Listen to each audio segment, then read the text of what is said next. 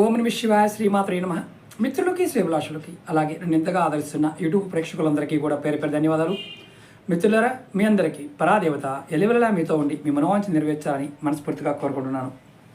ఈరోజు షార్ట్ వీడియోలో అతి పురాతనమైన గణేష్ తంత్రంలో ఉన్న ఉపాయాన్ని మీకు తెలియజేస్తున్నాను. ఎవరైనా సరే శత్రువుల మీద విజయం సాధించాలన్నా, అలాగే శత్రువులు మిమ్మల్ని ఇబ్బంది పెడుతూ ఉన్నా, మీకు ఎటువంటి తప్పు చేయకుండానే మిమ్మల్ని ఇబ్బందులు పాలు చేస్తున్న వారిని ఎదుర్కోలేకపోతూ ఉన్నా మీరు ఖచ్చితంగా ఈ మంత్రాన్ని చేయండి. ఇది గణేష్ తంత్రంలో ఉన్న అత్యంత గొప్ప ఉపాయం. దీన్ని కశ్యప మహర్షి ఈ మంత్రాన్ని ఉపదేశించడం జరిగింది. స్వయాన విష్ణు భగవానుడు అలాగే కార్తికేయుడు ఈ మంత్రం ద్వారా శత్రువులను నిర్మూలించారని తంత్రశాస్త్రంలో ఉంది.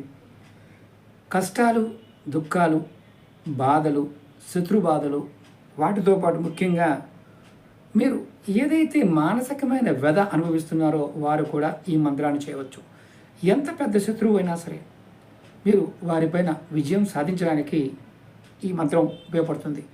అలాగే కేసులు, పోలీసు కేసులు ఇలాంటివి మీకు సంబంధం లేకపోయినా మిమ్మల్ని ఇరికించి ఇబ్బంది పెడుతూ ఉన్న ఈ మంత్ర జపం చేయడం వల్ల మీకు అవి కూడా అనుకూలంగా వస్తాయి. మంత్రం వచ్చేసి ఓం వక్రతుండాయ హుం. ఓం వక్రతుండాయ హుం.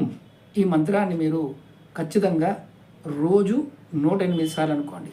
ఒకవేళ మీకు రోజు 108 సార్లు అనుకోవడం కుదరకపోతే 12 సార్లైనా ఈ మంత్రాన్ని అనుకోండి. ఖచ్చితంగా మీకు 100% రిజల్ట్ అనేది త్వరగా వస్తుంది.